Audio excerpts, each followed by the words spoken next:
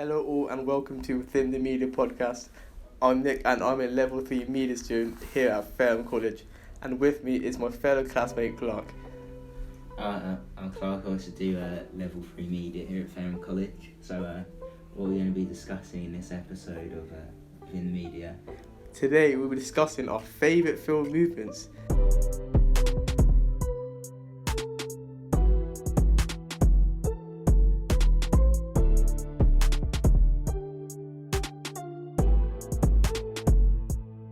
So Clark, do you want to start? Yeah. Right, so we're going to start with German Expressionism, which is it's a sort of simple one to understand. It's a sort of it's a film movement that originated in Germany in the 1910s from the 1930s, and it was a sort of dark way of filmmaking. You know what I mean? It was like Gothic, very like lighting. Yeah, like chiaroscuro lighting. I think that's what it's called, like some technical term or some stuff like that. But it was a film that it like reflected the director's inner thoughts as well, like how I don't know what's the word, like the Inner conflicts. Yeah, like inner conflicts and like turmoils and stuff, and like sort of a lot of their thoughts put into film as like a form of like expressing themselves, but in film. You know what I mean? So we say that the films that were made during this era in the German Expressionism movement, it just reflects how the German people were feeling at the time. Yeah. Isolation, darkness, and loneliness, themes like that. So, do you know of any films that were part of the movement? I've heard of a few from this movement. The Cabinet of Dr. Caligari, that's a very famous one. Have you seen it? Yeah. And also the Metropolis, very famous one as well, with the robot. The weird robot. You don't remember if it's male or female or not. And Nosferatu as well, another famous one from this era. And he also inspired Count Dracula. Fun facts. What, Nosferatu, the ratty vampire? Yep. Like, he sneaks up the stairs and like you see his shadow. And that's like, isn't that classed as one like the most really memorable scene of like the 20th century or something, of him like his like face. It's like sort of. Oh no, he's not a rat. He's a bat, isn't he? He's like vampire. I don't know, one of the two. I think he's a rat though. So what do you think about like the impact of German Expressionism? Like, where did it lead to? Like any directors today, which you know of? It inspired one of my personal favourite directors, Tim Burton. You can tell from all his movies, they're very, very influenced by German Expressionism. To look at any of his catalogue, so Beetlejuice, The Corpse Bride, all of them films. He says he's got the pale kind of main character, the dark, low-key lighting, very gothic. So yeah, that's one of the examples of the influence German Expressionism has had in modern cinema. Do you say, Charlie and the Chocolate Factory, that has dark things at the beginning, but then when they actually get into the factory, it's bright and everything. Would you say, like, he's sort of pushing the boundary of German Expressionism, sort of doing something different with it? Yeah, but, like, it's still, there's, like, a sort of dark feeling to, like, the factory as well. I don't know. You can tell that film is probably not as much as other films he's made, but that one is definitely influenced by German Expressionism. The main guy, Willy Wonka, he has that pale face, pale makeup, and there's a few scenes of that low-key dark line, so I think there's definitely elements within that film. So, going back to 1940s, you had film noir, in America. Yeah. And they produced, like, films and, like, that were same lighting, but they had quite different stories. It often wasn't as dark as like a proper German expressionist film would be. So you had like Double Indemnity. I know that one. I haven't really watched many. I know that's a film noir though.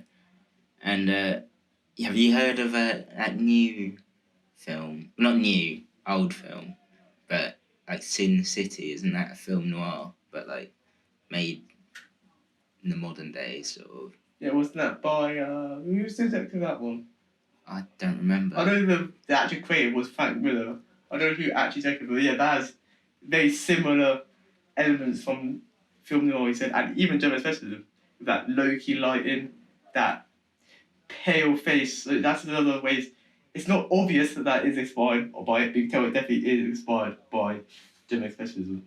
Yeah, I think there was because film noir also led to French New Wave. Like that came from like film noir.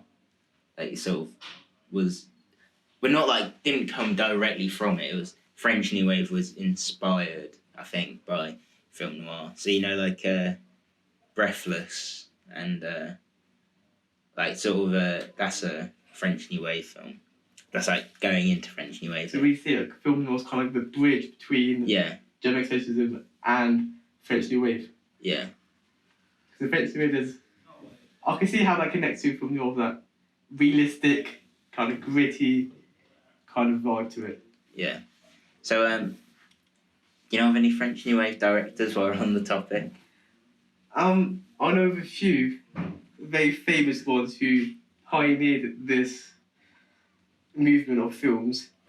Who would they be? They are... I'm not too sure about them. They like...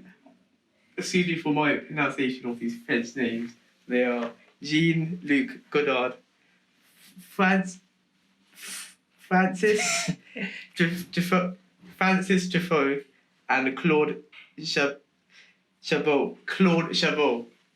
They are just a few famous directors that were about this. Those ones actually helped create this movement. They were part of they had a cinema magazine. Yeah, wasn't that like Cahir? No, I can't say it. Cahir's de Cinema. Yeah. It was like a critic magazine. They were like part of it, and that's where like the idea came from. That's also where the idea of authors came from, where the director is kind of the author of a book. So because before this, the director would be just like the cameraman who just directed for a big company, but with French New Wave, it's more creative there. The directors have more creative freedom, and they really push the boundaries of what cinema was at the time. So I think that's probably enough of film movements. I think we've sort of explained what film movements like. We've explained like German expressionism and how it led to film noir, leading to a French New Wave. So I reckon it's a few topics that we touched on there. So quite good. And do you want to summarise this German expressionism? Information German expressionism is dark, very dark. German expressionism is very macabre. It's anti-realistic, but not surrealism. It's very experimental, not your typical cinema. French New Wave, that one there is a bit more realistic, but it has that different camera angles, like jump cuts, stuff like that. And film noir, you can say that one example. Well, that's not really a film movement. It's just sort of a way of, I don't know. I don't think it's a film movement. I think it's just like, I don't know, a genre of film but it took inspiration from German expressionism. And it acts as like the bridge between German expressionism and French New Wave. So yeah, I think that about wraps up. Yeah, I think that's about it. I hope you learn a lot from this episode, and we'll see you next on Film Theories, which we'll be talking about genre theory and apparatus theory. So we'll see you in that one. Welcome back to episode 2 of Within the Media podcast. It's your host once again, Nick, back again with Clark, and today we're discussing two different film theories.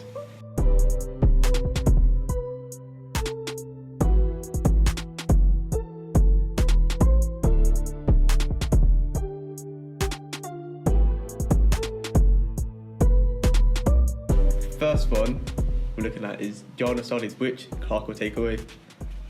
Right, first of all, genre studies is sort of the audience's response to different situations and scenarios in films and stuff. Say, if you got your character in a horror film, they're going to probably be completely different to a normal character in an action film, if you know what I mean. So it's kind of the stereotypes of different genres, would you say? Not the stereotypes, more like the archetypes. Yeah, that's the word I was looking for, yeah. So, I mean, they can be like, these scenarios in films which characters find themselves in are like often called like common tropes, and that's how you can like detect what sort of genre it is. So in a horror film there's blood and like horror and there's like screaming and scary, yeah. Yeah. But in action there's like normally guns and like cars and Fast-paced, explosions, like Transformers and some stuff like that. Like Michael Bay, he's like a well-known action director. So the only one I can think of. That's why I said Transformers. But so basically, it's just categorizing films into different genres. yeah, it's like the sort of theory behind it as well. So like, it's described as a social construct because it helps the audience understand like a socially recognizable way to make like their intentions known in like these scenarios. So they know what the film's going to be roughly about when they go into it. Because if it's a horror film, even though they don't know what the plot is, they will know the what's what I'm looking for? Like the sort of the mise en scène of a horror film. So like dark, monster or something like that. Yeah. There's also like it's, I think because like film genres, they're taken from like books, like the same genres from like books. So like you can get action books and like romance books and horror books, and I think that's where like film genres got their influence from, if you know what I mean, and that like links into genre theory, I'm certain. So it's like it's a framework of how directors make movies. So if they're going to make an action movie, they're going to look at other action movies, see what they have in it to make it not like the same but similar, so it fits into that genre. Because like nowadays, if you get an action movie that doesn't have any of the things that are normally associated with an action movie, you always see that reviewers don't often give it a good score. Yeah. Because it's apparently, I don't know, it's not an action movie, or it's not a horror movie, it's not a gangster movie. So, is there any other film theories that you're familiar with? There is one, apparatus theory. It came about in the 1970s. It's not more based on anything really like to do with that genre, like genre studies or that sort of stuff. It's more to do with the actual filmmaking. So it's more about the camera angles, shots, editing, how to create a connection between the director and the audience. And it derives from the Marx theory, semiotics and psychoanalysis. Psychoanalysis theories, kind of an amalgam of all three of those theories as well. And what this basically is summation, what this theory promotes is that movies are meant to be real and like presented via a screen. So it's not meant to be. It's not meant to be fantastical. It's not meant to be out there outlandish. It's meant to be reflecting real world. So that goes back to the cam angles, very realistic shots, very simple, but not like boring. But they're just. Didn't like Alfred Hitchcock use this very famously especially in his films, The Birds and The Man Who Knew Too Much. What are they about? Do you know? Well, The Birds, the main plot of it is very simple. It's basically just birds attacking some people, and it may seem outlandish, but when you really look into it, it's very realistic. Of the shots of people, it's just everyday people, nothing. No, the main character isn't some Mary Sue. It's just regular people dealing with this situation. In this case, being attacked by birds, and it's not like the main characters aren't special. They're just regular everyday people. Yeah. So that's how I it see. relates to this. Yeah, I see where you come from there. You know that new film, but well, not new, but like that modern film, Birdemic. I think it's like a really good version of Birdemic. Birdemic's like one of the worst films that you can watch, apparently. So in essence, I'll say it's just basically in essence, Apparatus Theory is just similar in the most simple form, but it's very effective. It doesn't rely on over the top means of saying nor extravagant effects. And what's so good about this theory also, it shows the importance of the audience and their connection to film. Furthermore, how they can relate to it as it mirrors real life, as I said before. This is why so many people respond to films that use this theory. So, do you reckon that about wraps it up? I think that's about it. I think not much more can be said about these film movements. This want to summarise genre studies in like a sentence. I'll probably just say, in a sentence, genre theory is just... I mean, I pretty much said this in the beginning, but it's just the audience's response to common tropes and situations in a particular genre. So, I think we'll be next joining you in the representation of mental health in the media for like music and stuff. Thanks for listening. This has been the Within the Media podcast. Tune in for the next episode, and we're out. Welcome back to the third and final podcast for Within the Media podcast. Today we'll be talking about mental health in the music industry.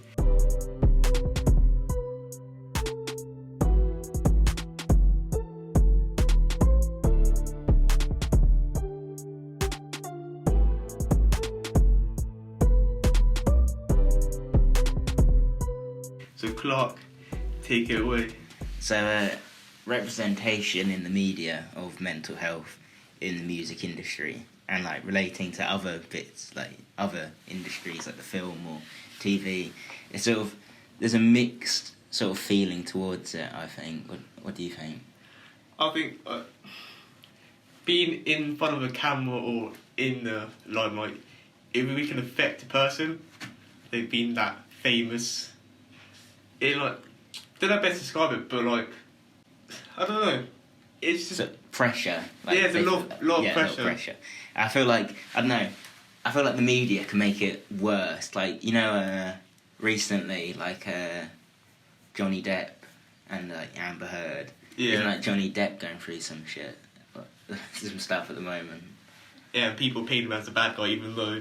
Yeah. There's both sides of the story, so when you're that famous, everyone's in your business. Yeah.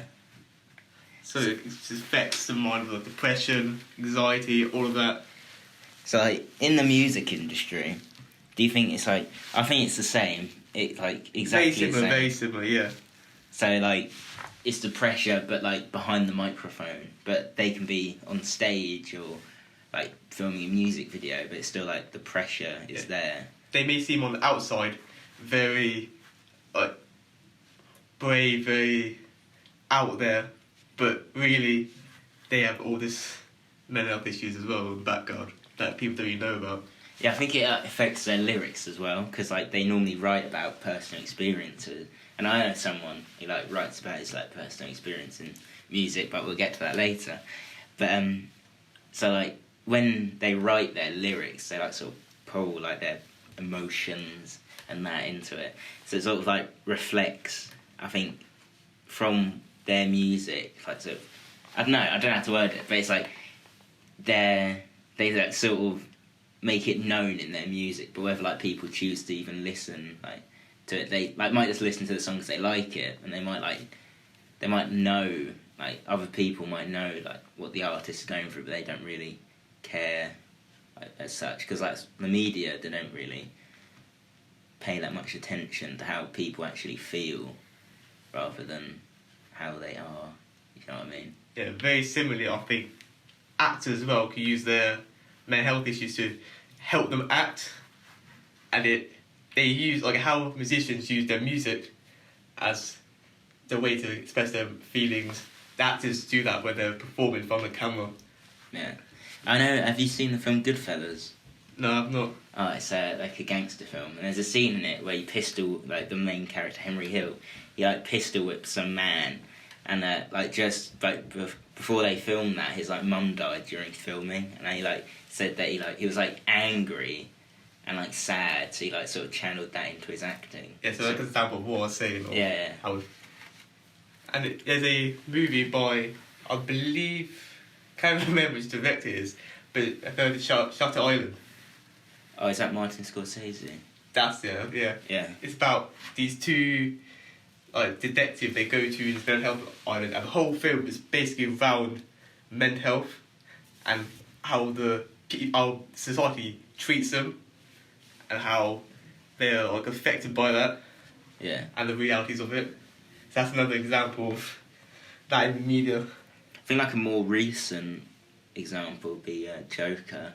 Yeah. Like, you know, that laughing disorder. Like he there's that, like he got apparently what's his name? Like I can never say it. It's like what? Joaquin Phoenix. Yeah, him. Apparently, like, because there's a video of a man on YouTube that has it, and apparently he looked at like that video, and sort of that's how he got his laugh in the film, and also like other sources, which is like quite interesting. Joker actually brought a lot of mental health issues to light in the media as well, because it was such a big blockbuster, and it got people talking about it as well. Yeah. That was a good one, a good recent example of that. So, you know, have you heard of Kurt Cobain? Everyone's heard of Kurt Cobain. Of Well, course I've heard of Kurt Cobain. you might not have heard of him. Like, he was struggling with, like, mental health issues. I think it was depression. And then he shot himself with a shotgun.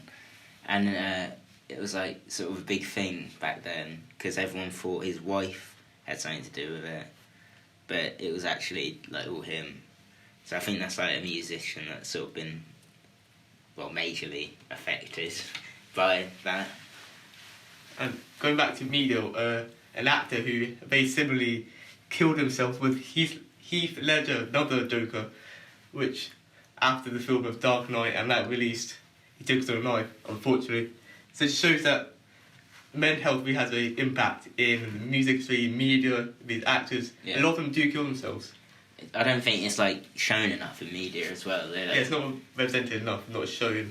I just don't think they really care. They care about like if their face is on the front cover of their magazine, they make money, and that's all they really care about, I reckon. Yeah, and our statistic here as well: 73% of independent music makers suffer from symptoms of mental illness. This could be anxiety, depression, etc., etc. Yeah, it's quite like a big number. I think that was a study out of like 1,500, I think. And that's a lot. I think 73%. That's a very high percentage. Yeah, I think it's like 1,000 something. They were all affected by. It just shows a great number of people affected by this. Like, well, like going on to what we were talking about earlier, the person, because I like make music, for like, well, I just do it as like a hobby, but someone that I make music for, who I know, he like back, this was a few years ago now, he was like cheated on like about 4 times, and like that sort of affected him. Females are trash. that kind of like affects him majorly, and now he's I don't know, he goes through like depression, like, he's got like anxiety at the moment, but he like sort of reflects it in his lyrics, because like I mean I've seen some like the lyrics that he writes, because I'm like making music for them, and it's like I don't know, sort of He turns like that personal. pain, that sadness into something positive. Yeah. Get what I mean? Yeah. But it still like affects him on the inside. Anything else do you need to like discuss or? I've really talked about it enough. Really got all the points about how it affects people in these industries, the famous people, and really in summation, all I can say is that it needs to be represented more. It needs to be shown more in the media. Like directors and stuff need to just make more movies dealing with these topics, and go back to music. That these artists need more help. I feel like they're not giving enough help. Same with the actors. So yeah, you have any other clothing thoughts? Not really. I sort of agree with what you said there. Yeah. So I think, well, this is like the end of all the episodes of Yeah. Within the Media. Hope you enjoyed them, if you learned a bit, and thank you for listening. Cheers.